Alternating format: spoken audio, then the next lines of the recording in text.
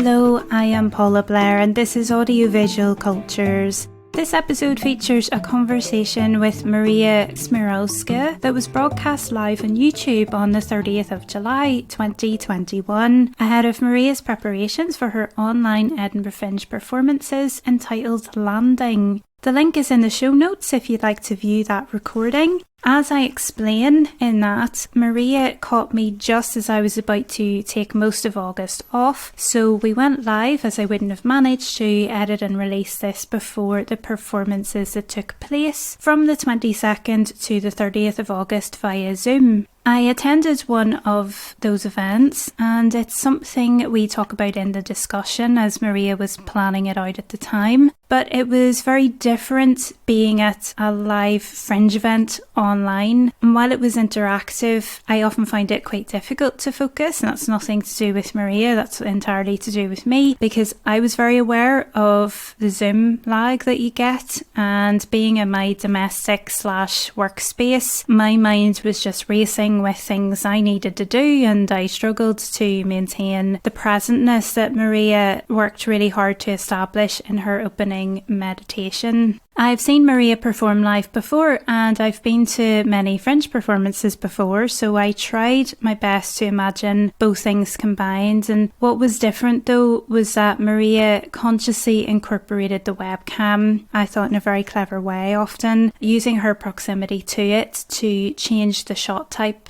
She often went deep into her performance space at some points, and she created an extreme close-up at one point on her eyes. Her production assistant that was present with her also was tilting and panning according to Maria's movements as well, so there was good use of the camera going on in the Landing performances. Landing involved spoken word, song, dance, instrumental tracks, pre-recorded videos, and some audience participation in combined actions and answering questions in the chat. Mariae encouraged the audience to consider what home means to us and whether or not we feel landed. So we went quite deep on some things, and I think there was a degree of shared vulnerability in this virtual space. Mariae really lay herself bare, in particular, in talking through family trauma and her conflicted feelings around place and placelessness.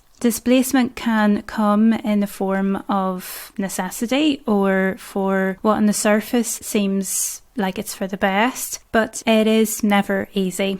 Mariae also ruminated on getting stuck in a solitary place as we entered into lockdowns last year, and she reminded us that it's not just humans who become displaced. Speaking to a redwood cone that she found in Britain, and I encountered quite a few redwoods at National Trust places during my break and had been thinking about this as well. Our effect on the world's flora and fauna has created displacements in the natural world too.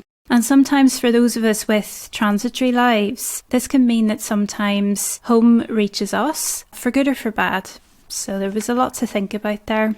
With all of that in mind, I am really pleased to introduce this informative discussion with performer Mariae Smiarowska. When the recording was over, I found that the sound quality was pretty awful and imbalanced between us, and I wasn't aware that that was happening while we were recording. My tests all sounded fine. I think I've narrowed down the issue. I think my computer's hardware is struggling. The hardware in this computer has been breaking apart for some time. It's quite a Frankensteining machine at this point. And on that note, I would ask you to please consider supporting my work at patreon.com/AVcultures or via the other links in the show notes wherever you're listening to this or viewing this, because I really do need to save up for some new equipment, and that will help keep improving the quality of Audiovisual Cultures and just keep me working. And just huge thanks to you special people out there who already do support the show in various ways. But for now, please enjoy this episode on Landing with my very special guest, Mariae.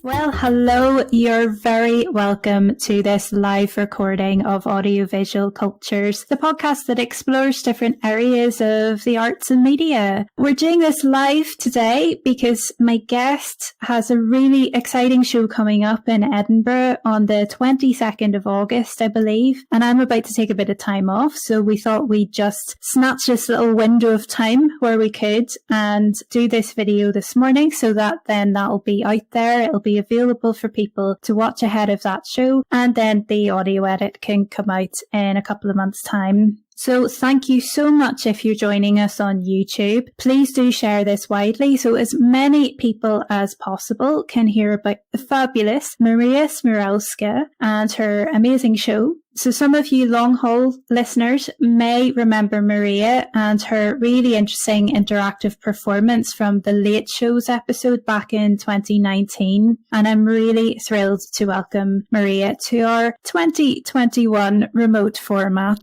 Just bringing in Mariae to the stream now. Very good morning, Mariae. How are you doing? I'm all right. Good morning, Paula. I'm well, thank you. How are you? Good. I'm not too bad. Just still here.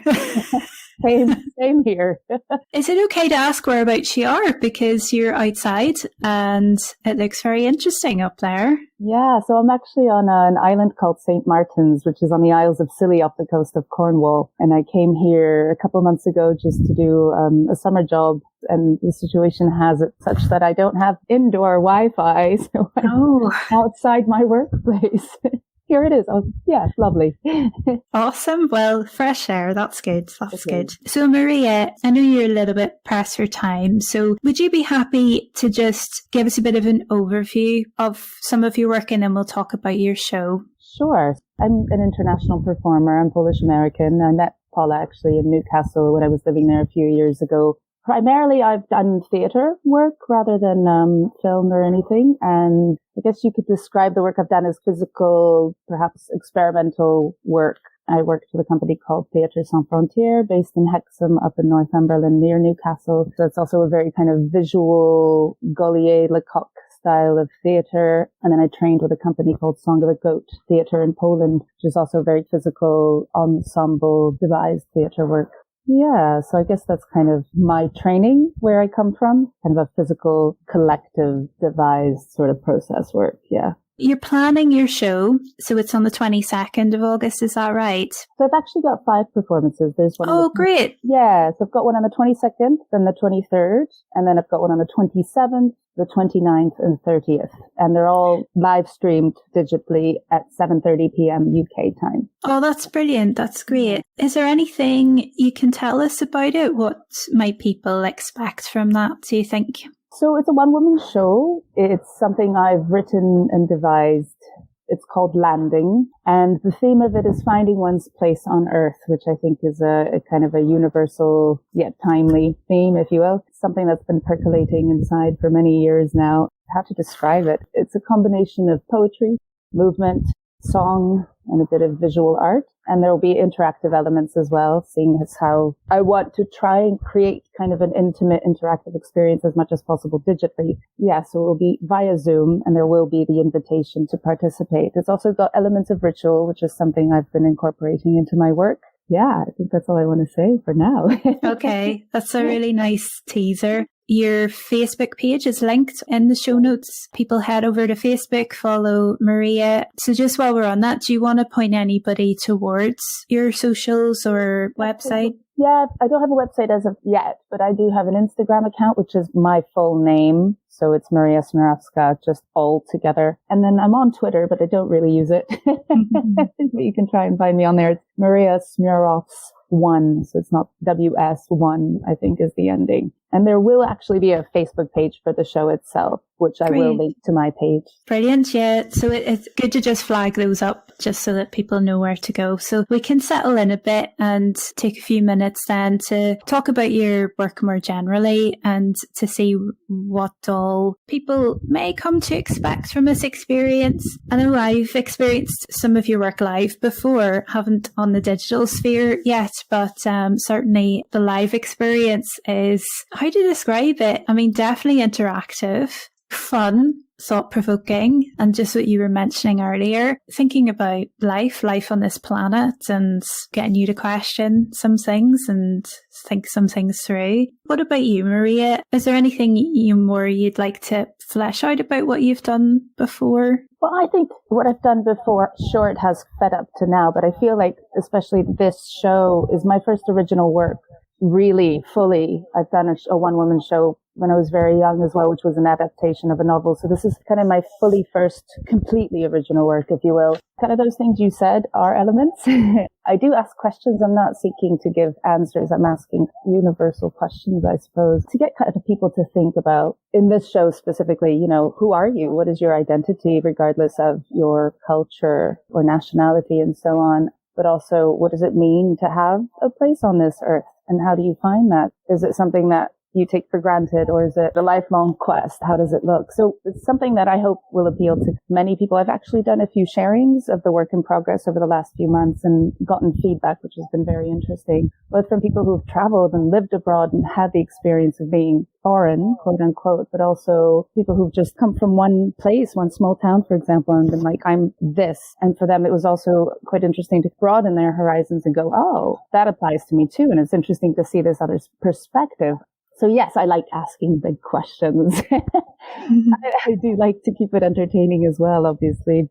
Another thing that's kind of always drawn me to theatre is the cathartic aspect, which originally was a part of theatre. And so I guess that's why I'm incorporating elements of ritual into this now and going, how can we maybe together collectively create a ritual that can be cleansing or healing in some way, asking these big questions, because they bring up stuff, obviously, from our past as well. And so it's a chance to maybe collectively do some purification, if you will, but also balance that with lighter moments. It's not all dark, heavy, So that's kind of what I'm looking at. And I think this show is the beginning of more research and work for the future, but it's taking that question and looking at it now. And then we'll see what other work comes in the future. Does that answer your question, Paula? I don't know. It really does. Waffling is what I'm all about. Lovely. Let me waffle.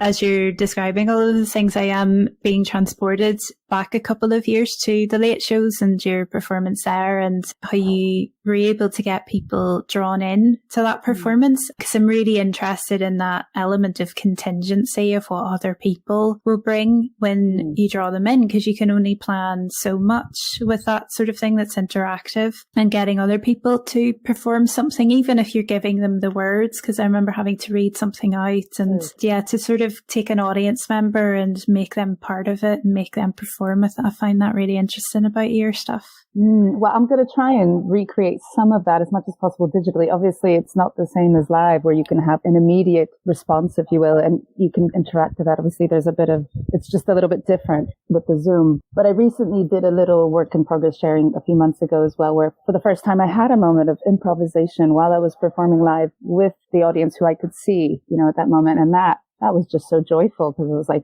and the feedback I got was like, yeah, we felt we were a part of it as well. And I like that. I like creating that space of kind of an intimate community for the duration of that. And we're all a part of creating it together. It's not just, hello, I'm the performer and blah, blah. I like to share the experience, I think. And that's something that's special and precious about live performance, be it digital or live. Yeah. Hopefully I'll manage. Yeah, I'm sure it'll be great. I imagine, with so many people in the arts, it's been a tough year and a half. We've talked about this a little bit, but have you found any other ways of adapting any plans that you had, or how you were sort of maybe confronted with not having the choice but to move online and that sort of thing? How has that been for you? It's not been easy. It's not been easy, I don't think, for anyone. I was actually in isolation up in Scotland for about 6 months in a house by myself. Luckily, I had good internet, and so I was able to do a little bit of performing online, a little bit of teaching, running workshops, things like that. On the other hand, in a way, I found it in some ways liberating, because I'm going to Edinburgh while I'm on an island in the Atlantic, And that's wild and hard to get my head around sometimes, but also very exciting. And I've got somebody who's producing who will be in Africa during the time of the production. And my director is in Ireland. It's just kind of also beautiful that I'm someone who's very international and I've traveled a lot and I have people, kind of friends all over the world. For me, it's always been about thinking, other time zones and languages, etc. So it feels like the world has kind of stepped up to accepting that as more common and normal and everyday. And that excites me because it's just really creating that feeling of connectivity globally. And I personally love that. So in a way, it has been liberating because it's like, wow, I'll be at Edinburgh virtually, but streaming from this island, but it can go worldwide. And it is a conversation that I think is a worldwide conversation and hopefully worth having. And yeah, so it's exciting. It's exciting to have that. But I performed live for the first time the other week here on the island. We had a little open mic at the cafe. And actually there's a lot of performers on this island, strangely enough. And it was the first time I'd performed live in a year and a half. Last time was in Newcastle, actually. And it was just so exciting for everyone just to be like, we have this sharing this moment with an audience. It's been difficult. Yeah, challenging, but if we can find a way to have a balance in the future, it's kind of interesting. It does open up a lot of possibilities.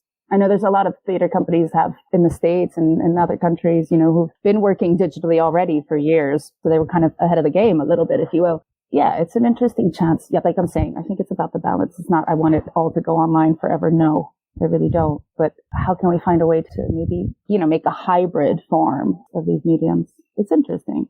It's been a learning curve. I totally get what you're saying. I mean, this podcast has become really international because of what's happened as well. So you don't get the same energy necessarily, and it's harder to read body language, and you don't have just some, your contingency becomes, will the internet work today? Is my computer going to burn out? I know. Yeah, absolutely.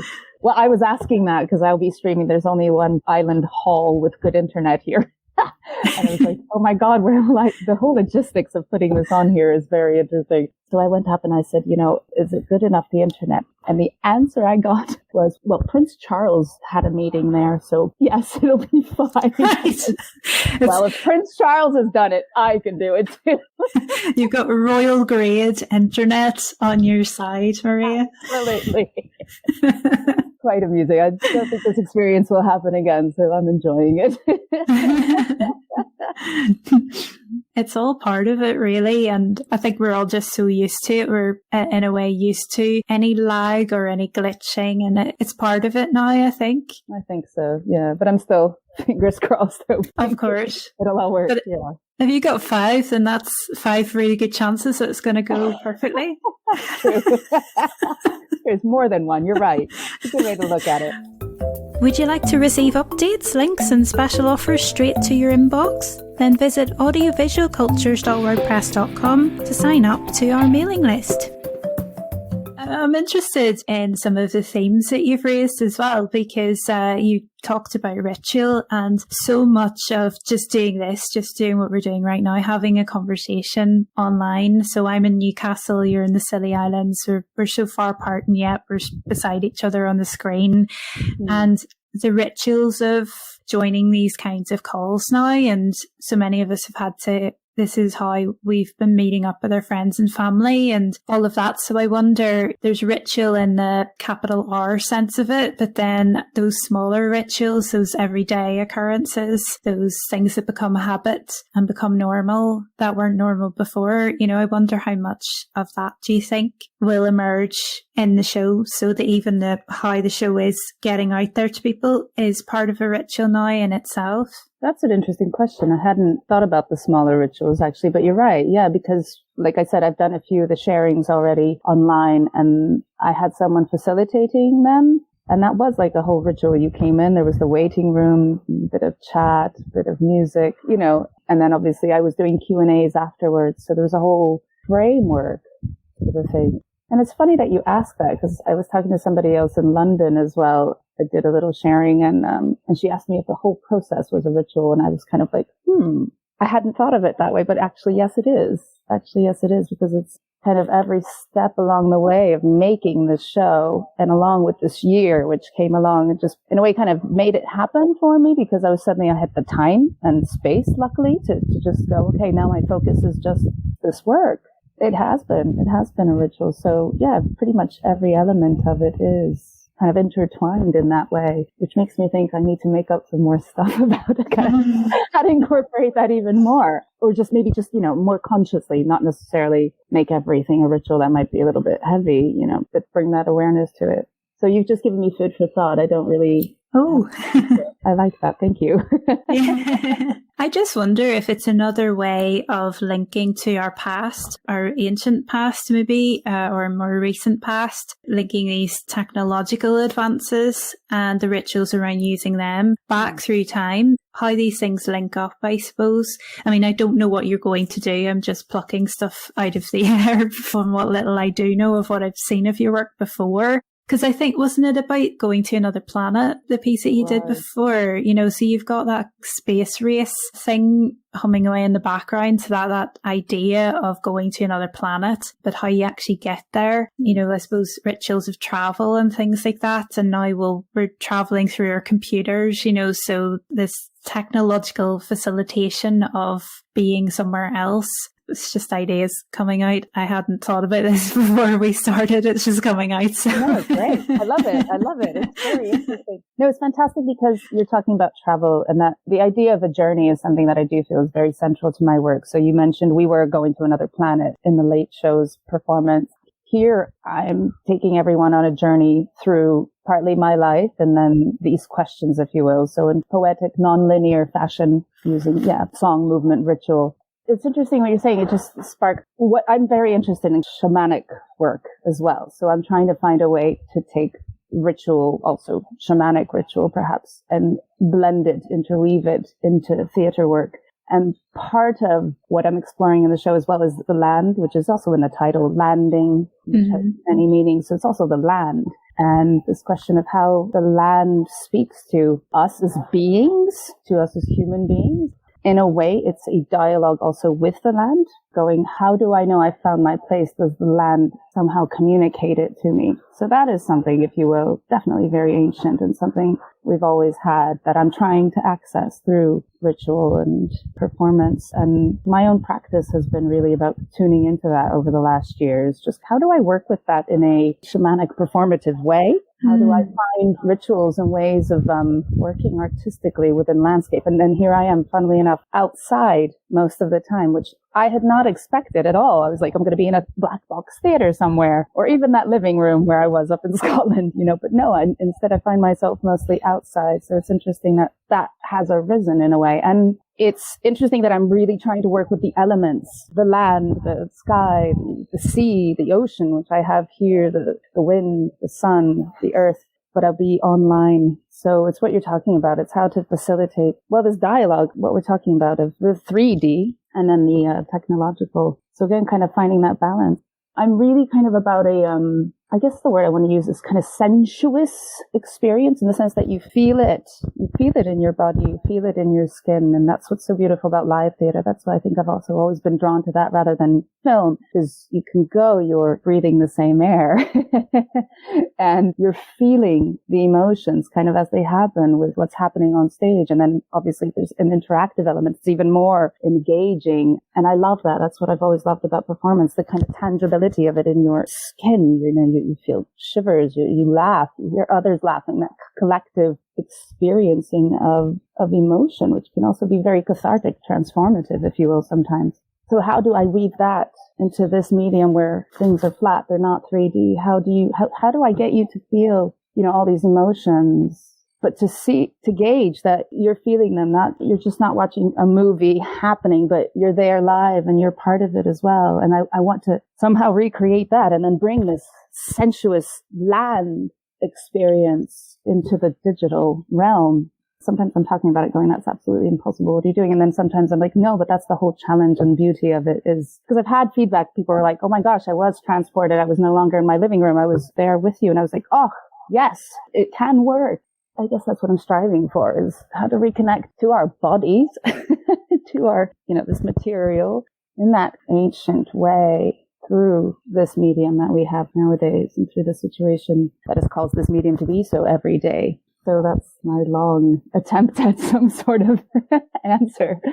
But I think, yeah, that's what I'm looking for. That's what really excites me, is just having that human and more than human experience together in a space, whatever the space is. It's really interesting watching you talk. I think it's being on screen so much, we're having to rely more on our facial expressions and our hand gestures to do the visual heavy lifting of communication. So it's interesting watching you working through ideas with your hands, the way we do this and describing stuff like this. While we're cut off from the chest down, we're cut off. Yep. But we've still got our faces and our hands and where our shoulders are. Maybe that's what it is. It's transferring the performance from the parts of the body that we can't see, channeling it somehow into the gestures in the smaller areas, the more concentrated areas. So that just came to mind as you were talking about that. Definitely. I mean, I know I talk a lot with my hands anyway.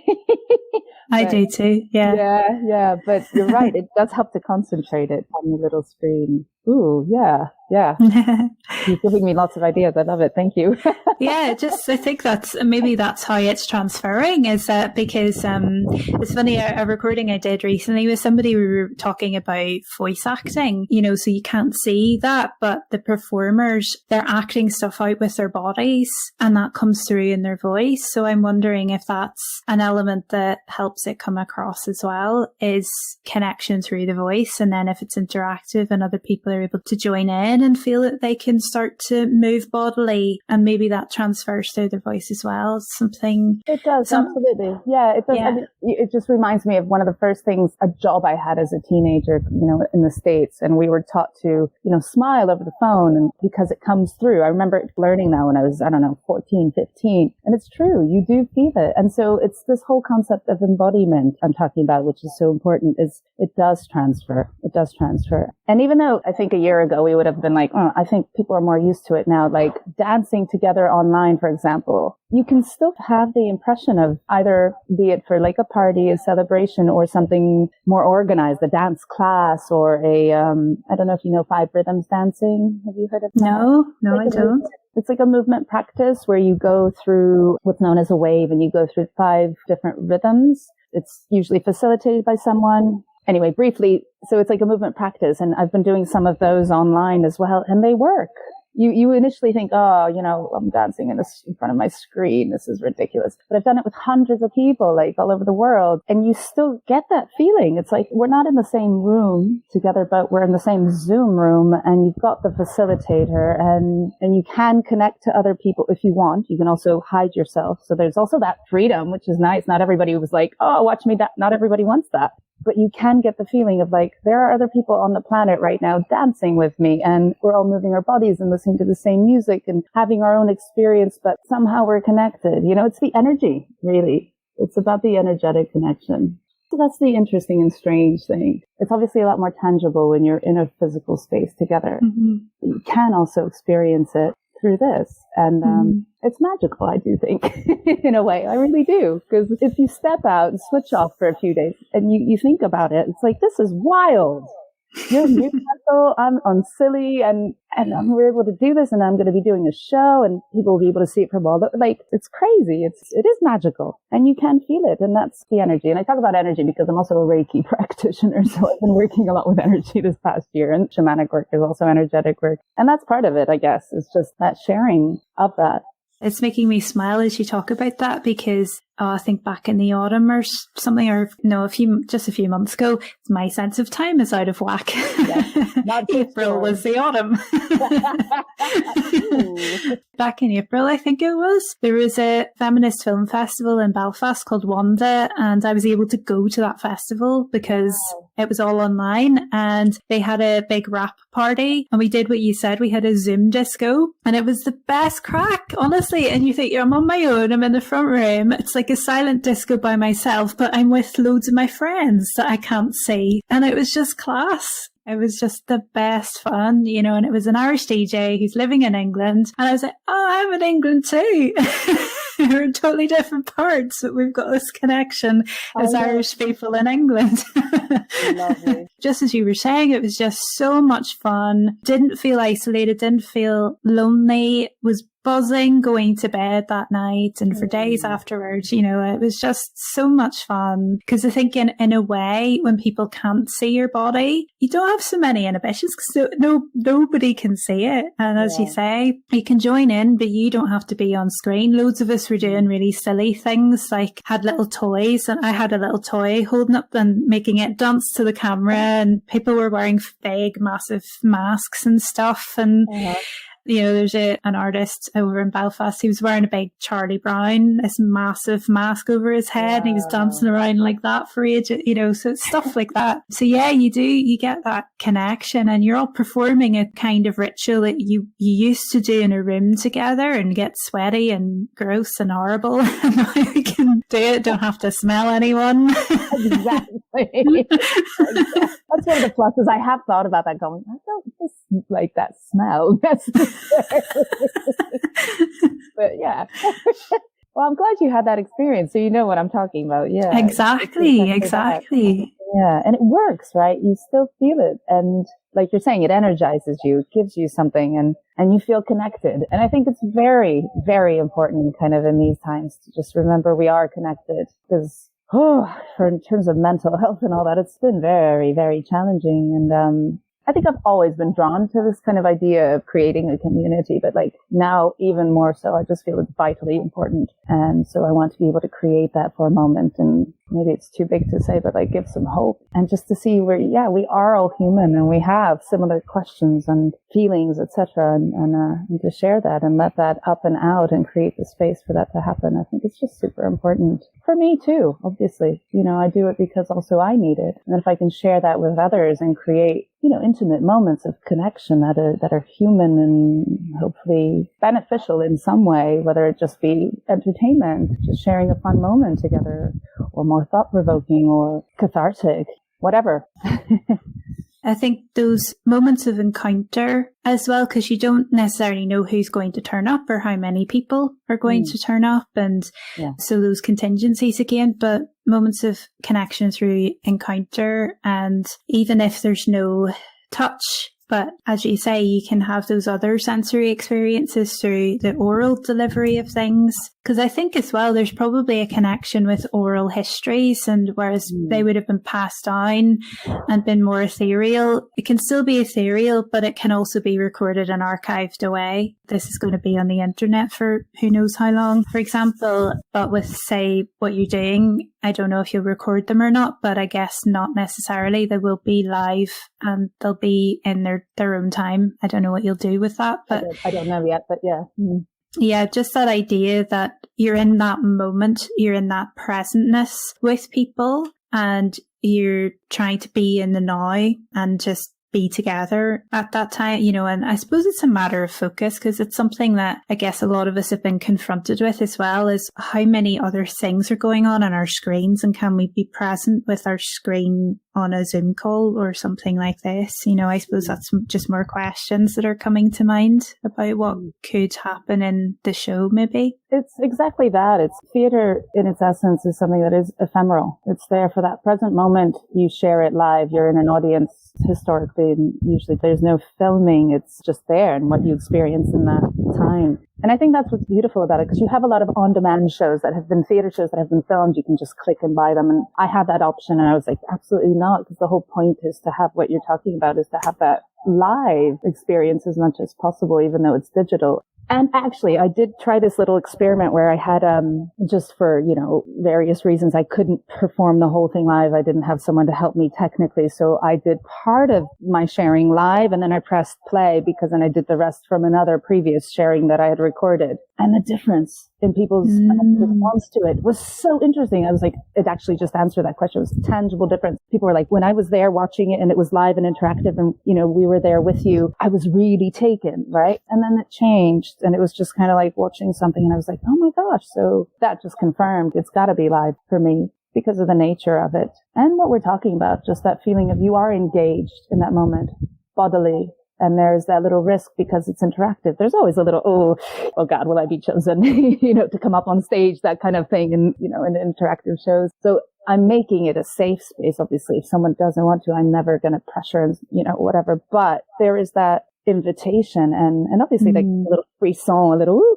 And that's great because it's just like, I don't want people to just be sitting there watching, zoning out, going, it's like, well, no, this is live. This is interactive. I'm asking for a sort of engagement. I don't want it to be just a passive, you're consuming some more entertainment. It's a little bit more than that, hopefully. Yeah, you want to encourage active participation, not just passive viewing of something and consumption, but actually production from people in helping make the art. Yeah, exactly, because it's a collaborative thing. It's not just me, and it feeds the work and it feeds the questions. And like I said, it's a dialogue because then we create it together, and it's like you were a part of that dialogue and creation as well. And like what you saw at the late shows, it was also like what everyone brought, which is surprising at times. It was like, and that's the whole beauty of it. It's like, I wasn't expecting that answer or that kind of response. And it's lovely because then it's like, yeah, so that was your part. That was what you created, what you brought. And I want the same in this experience because obviously it'll help grow it,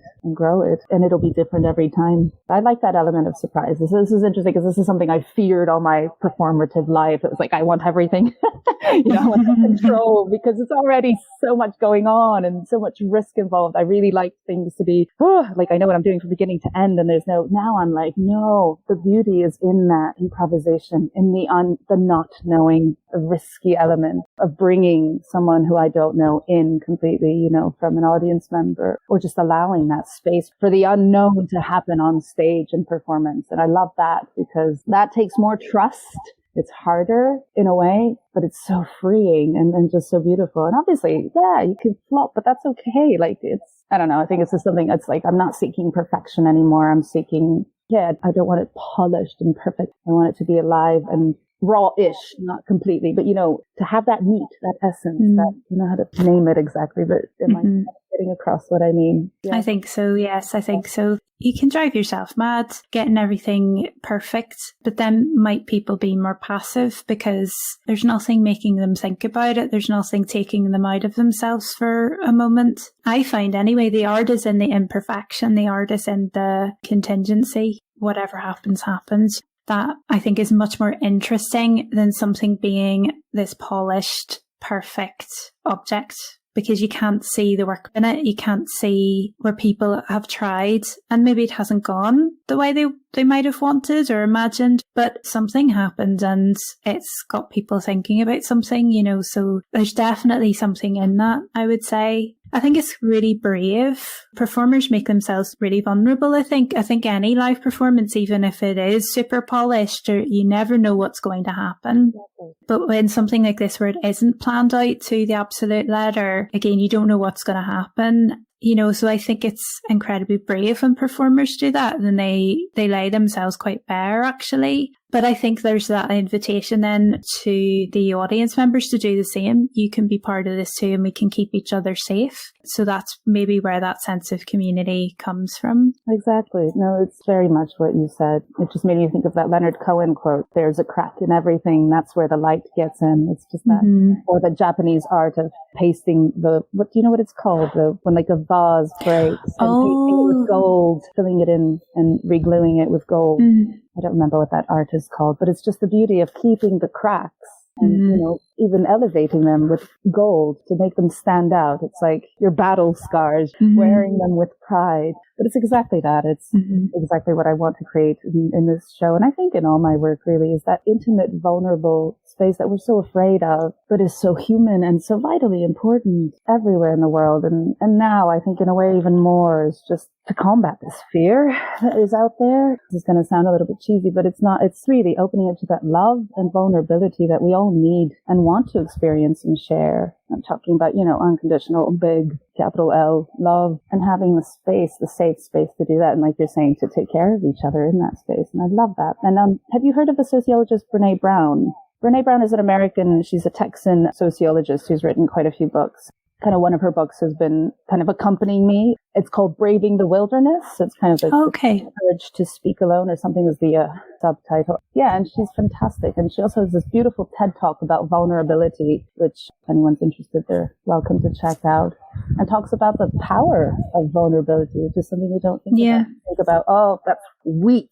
Yeah, we got to be strong. We got to protect ourselves. And it's actually like, well, in a way, it's more resilient, even though it sounds counterintuitive. But to be vulnerable and to open and to share yourself more, more authentically, because that's kind of where the connection happens. And actually that subtle connection is very powerful. And I think that's what's healing. And that's like the little gold in the cracks of the broken vase. It's beautiful. And that's what we need. Mm-hmm. We all need.